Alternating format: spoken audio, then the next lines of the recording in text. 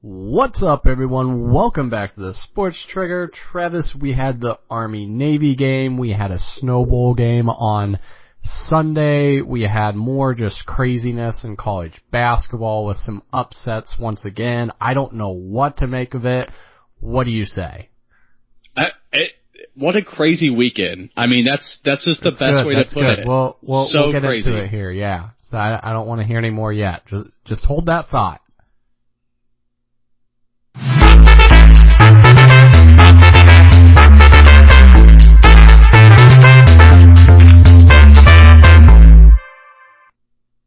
Welcome back to the Sports Trigger, everyone. Travis, once again, crazy weekend. Where do you want to start? I don't even know where to start. Although there wasn't as many college football games on, we still had the Army-Navy game.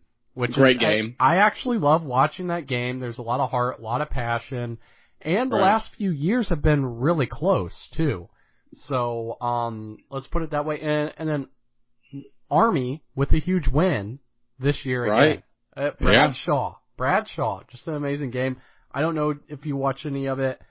If you did, what's your takeaway from that game? Because Army has been pretty solid the last few years now, back to back. Right, yeah. I think my biggest takeaway isn't just from that game. I think it's from last year and this year as a whole, as far as where they've come. They've been dominated by Navy for X amount of years. I forget how many. It was a ridiculous amount of years they lost in a row to Navy in that game. And the fact that they've kind of mirrored themselves after Navy, because I believe they actually used to be like a prototypical, under center, or at least they just ran a lot, but they didn't do the type of option that Navy did. Now that they are mirroring what they're doing, I think that's kind of showing the success, and you have to think about the type of players that they have. They're obviously not amazing athletes, and so that type of system works for the type of people they're going to have, and hats off to them, because, I think this game is something that is always fun to watch regardless of, this team's been beating up on this team X amount of years, just because of the people who are involved. These are the people who serve our country. These are people who do so much for us, and they're athletes at the same time. This is something that they're essentially doing on the side because of all the other hard work they have to do. So this game was fantastic. I only watched the first half. I wish I would have been able to watch the rest of the game, but it's awesome to see Army being more competitive than what they've been in years past. And, what I love about too is they get their own day. It's just them playing football. I know like North Dakota State and those playoffs were going on as well, but as far as, a top tier, or I should say, more of a well-known school, it's nice to see them have their own day. Right, absolutely. I really like watching the game. It's kind of like I don't know, it's just by itself, so it's always nice every year. Another thing, we got to backtrack to Friday. The Pacers beat LeBron James again. They did. Again. And you know what? People might downplay this, but Indies looked pretty solid this year, and right now they're sitting in the 5th spot in the East, which is 16-10. Who would have guessed that? Right. Yeah. I wouldn't have guessed that. I don't think anybody very would have sneaky. guessed it. And Oladipo is playing lights out. Oh. I think the way that he's been playing, how do you not start putting him in the MVP discussion? He's been playing so consistent, so well. I'm not saying he's going to win it by any means, but you take him off the team, we're definitely not going to make the playoffs. I don't know if we'd even be scratching 500 at that point. He carried the team, especially when Miles Turner wasn't there.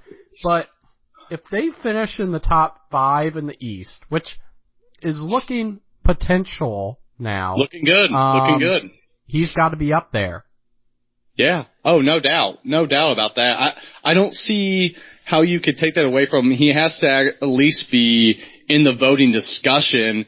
I don't know what other awards are out there as far as what he could win. Most improved, probably. Yeah, that's true. Most improved. That would make sense. I think he would be one of the leading go-getters on that one just because of what he's doing right now. So, yeah, Pacers are streaking right now. And I'm glad you brought up the fact that he really kept the Pacers in it while Turner was out. I think the fact that Turner was out, and obviously Oladipo comes into the situation where you could argue it was Miles Turner's team since Paul George is gone now.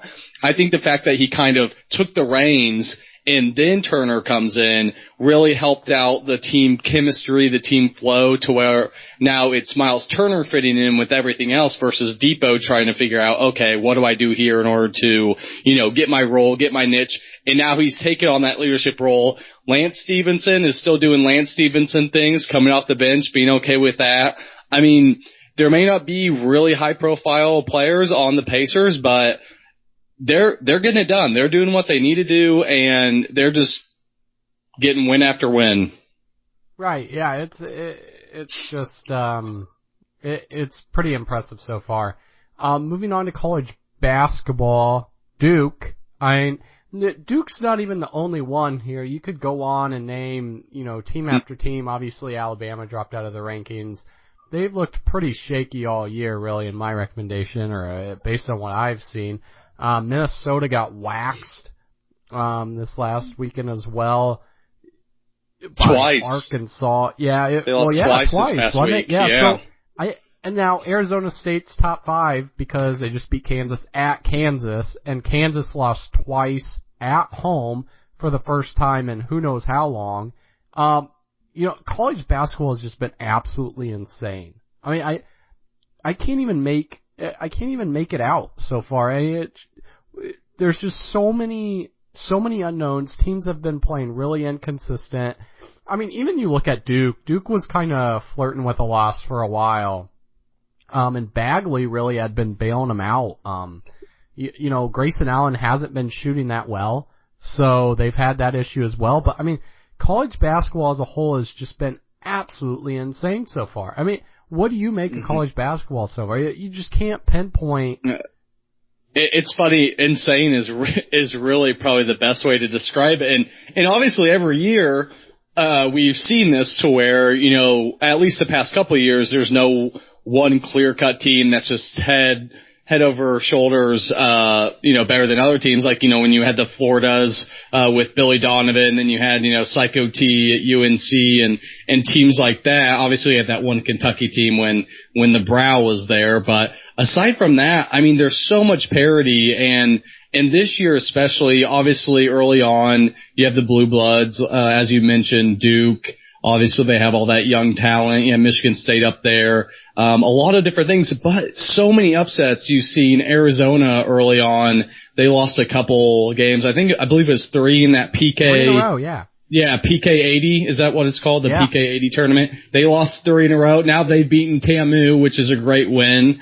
Everybody was all up in arms about TAMU. They loved them before Arizona beat them. I think the one thing people need to remember is on a lot of these teams that are pre-ranked top 10, there's so much youth with them. So, if you're going to lose, it's not the end of the world, but obviously there's going to be so much hype, just like Duke has gotten, which is deservedly so, because you think about the players that are going there and the type of coach, which I'll say this till, I can't talk anymore about college basketball, and it's that Coach K is a lot better at, getting the best out of his players and actually, making them better than Calipari is. Well, that's an interesting point you bring up because, Kentucky throws out the youth excuse every single year, which like I've said in the past, if that's the way you're going to recruit, it can't be an excuse. Just like, we can't throw the ball, or only if we throw the ball in football when they're running the triple option. It's like, that's the way you recruit. You can't use it as an excuse anymore. You got to win that way. Kentucky's kind of taken a back burner this year. Usually they are a very much talked about team. I think it's kind of because they haven't played anybody since that, the first game that they had against, Kansas there. And so I think that's probably a lot of the reason why they've kind of just fallen off the radar a little bit. But they still only have that one loss, at the beginning of the year. So it's kind of like, what do you make of Kentucky? Maybe it's good for them that they're kind of flying low right now. I don't know. Yeah, it's probably good for their young players because obviously, you get a bunch of hype. First of all, it's Kentucky basketball, so you're going to get a bunch of hype no matter what type of recruit you are, but especially what Kentucky's started to get recognized for year in and year out, getting, top 3 classes coming in there, top talent at each skill position. So that's probably great for them. And I mean, last year, was kind of the same deal.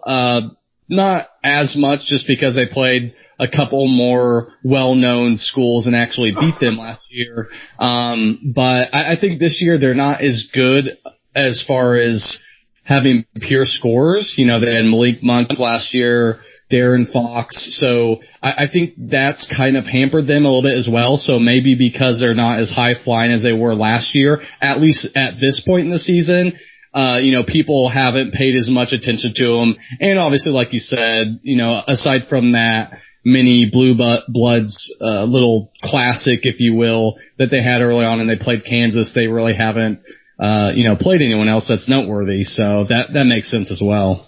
Right. Absolutely. Absolutely, guys. Well, yeah. I mean, that's pretty much where we are there. And we got to move on here, and we could talk about hours upon hours about the issues in college basketball right now, but we have to point out once again another star goes down in the NFL. Another star, Carson Wentz. It's painful to see that, but on a whole other level, it's just painful because there's been so many injuries to so many very talented players this year. It's not been like, and I don't want to make light of this saying like, injuries to non-stars is fine. It doesn't make an impact, but, this year has been superstars. Superstars have been getting hurt, and it's really disappointing.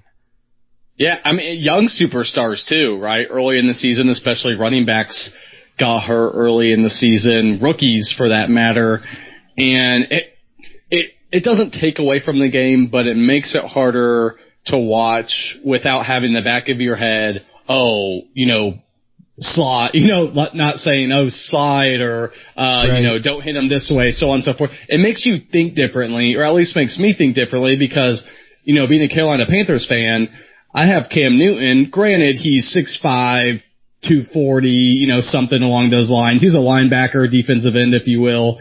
But still, you think about the size of these other guys, and obviously they're out there. They're not trying to hurt you, but they want to hit you hard. There could be some bounties out. I think there's still bounties. Well, I think it would depend. More so you get those rivalry games. I could definitely see that being something that comes up more. I'm not saying they are out there in general. Especially if you think about someone as cocky as Cam, think about how he carries himself. He's still very immature, in my opinion. Probably has some bounties on him. Yeah, no, I wouldn't be surprised. But you know what? He still, I'm glad they allow him to run because that's why the Panthers are where they are this year, or else they, I think, would be maybe below 500. They'd be right there because they were so lethargic last year with him being restrained from running. But I don't know. It just makes you think differently about your team and, regardless of where they're at. Well, especially if they're in the playoff, obviously, you definitely don't want key players to get injured, but it's sad just because you want to beat a team when they have their best players, or you want to see, different players play on Sundays because of all the highlight reels they have and how much more fun they make the game. Well, it sucks for the fans, but it doesn't matter for the NFL. I mean, if you're playing against another team, you're like, okay, well, this should help us get a victory. In my mind, That's the mindset. But with that being said, guys, thanks a lot for joining us on another episode at the Sports Trigger, and until next time.